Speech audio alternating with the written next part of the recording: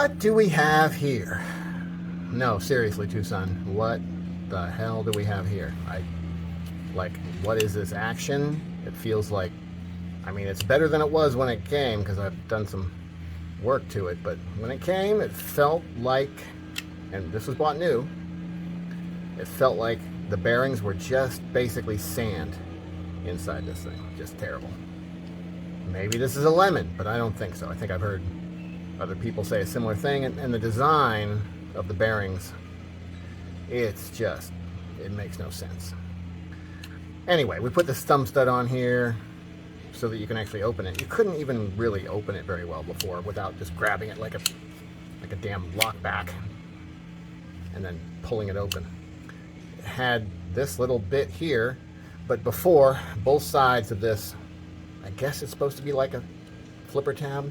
Both sides look like this angled bit here, and your finger would just slip right off the top.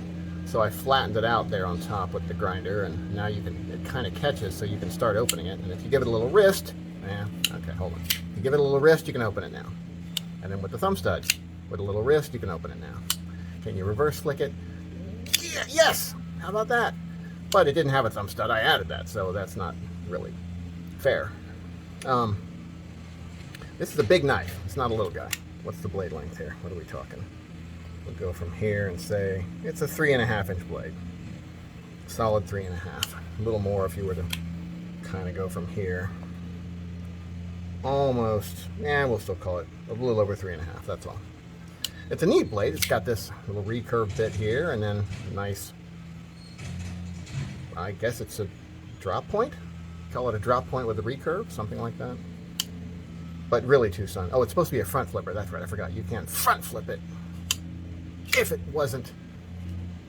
it didn't have grit for bearings, which it's a little better now. But it's also loose. So this blade does have some play now, but just a tiny bit. I've got it to where it's almost tight, and it almost is smooth. Even though it's really not. It's not great.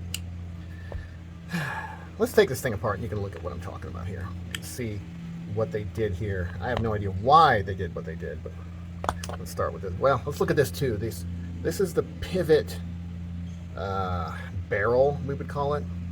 And it has these little cuts in it that are for, I guess, traction, so you can get it to spin, right?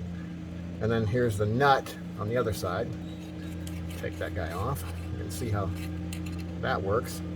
It has threads on this inner surface, and they go over this outside edge and screw onto this barrel, and this barrel is one piece with this side.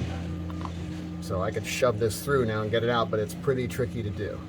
So we're going to go after the scales first.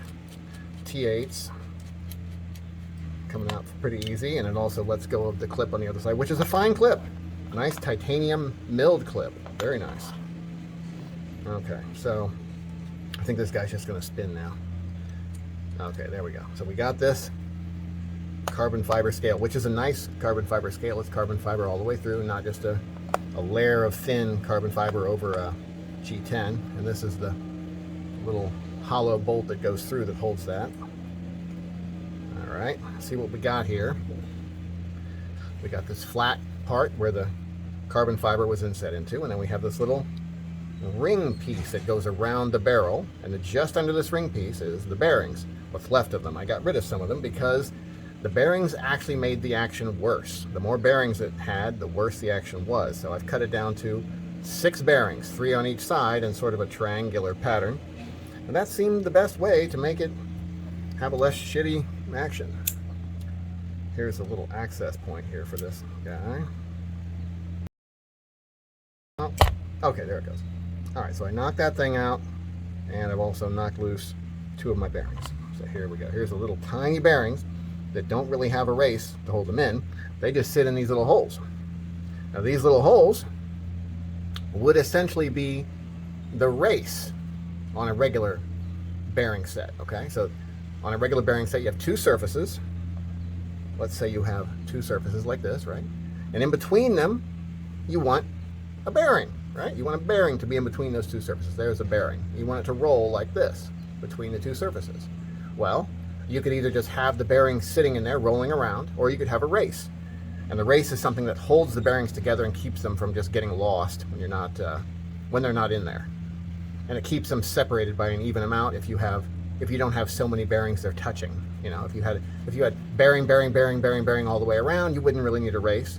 But if you want a bearing here, and a bearing here, and a bearing here, and a bearing here, you have to have a race to keep them separate. The race is like a frame. We'll call it a frame. All right. So in this case, though, the race is part of this whole frame. So the race can't turn with the bearings. As you think about it, you know, if this bearing is moving along on a surface, its race has to follow it along, and then the next bearing is helped along and pushes along with it, and then the next bearing.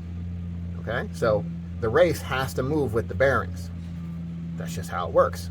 The race can't be stationary, or the bearings will just run up against the race and then not turn and not be bearings anymore. They'll just be like things that rub. So they wouldn't be very helpful then, right? And that's this case.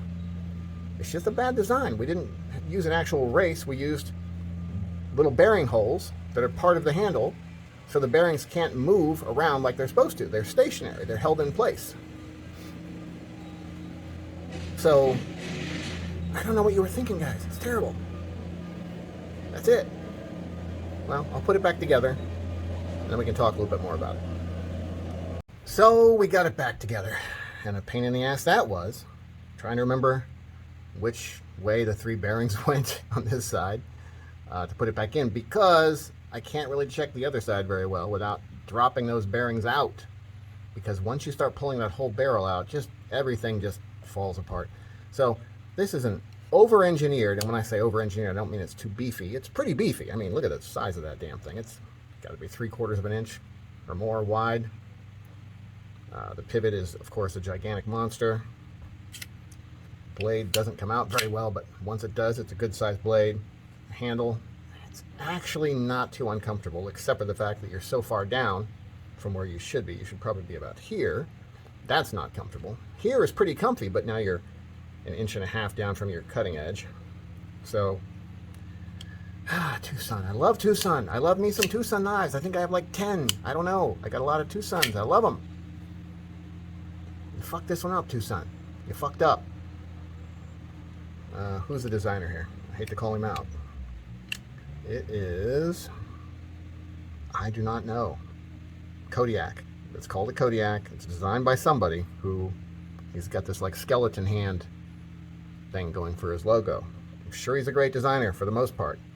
I mean, look at this carbon fiber on here. It's beautiful carbon fiber. That is nice. Okay, the shape of the handle, nice. This whole idea in the first place, I don't know what, it just gets your hand in the wrong place, and it looks neat. That's about it. So it's for looks. Oh, it has a fuller here, but the fuller is not deep enough to do anything with. You can't get your thumb. Well, okay, you could thumb open it with the fuller, I guess. Maybe, yeah. I guess you could, but you can't flick it or anything. Nope. If it had perfect bearing set, it was just like drop shutty, you could probably flick it. But this thing is so far from drop shutty, it's not even funny. It's like you gotta sling it shut. Slingshotty. It's like a slingshot, but slingshot. So what's the verdict? I wish Twosun would have done a better job on this. Then I could get over the fact that this is weird and it doesn't really seem to serve any purpose. Okay, actually that's pretty cool. All right, I take it all back. You should get this knife and get yourself a stud and do what I did. Take all the bearings out except for 3 in the most triangular pattern you can think of. I think I did 1, 2, 3. Okay, oil it really good. Don't over tighten it for sure. This is just a tiny bit of looseness left. It has to be, or else it just won't flip open at all. Okay, and then you could do this little move I did back here if you want, and you can flick it open kind of, and that's all going to be worth it now because you can do this that I just discovered you could do. Okay, so I guess that's it for the Twosun 234. Buy it if you like this action, because I kind of like it, and this is probably worth it. Even, you know, it's worth the terrible blade action this thing has, but the spinning action is fucking on point. Have a nice day.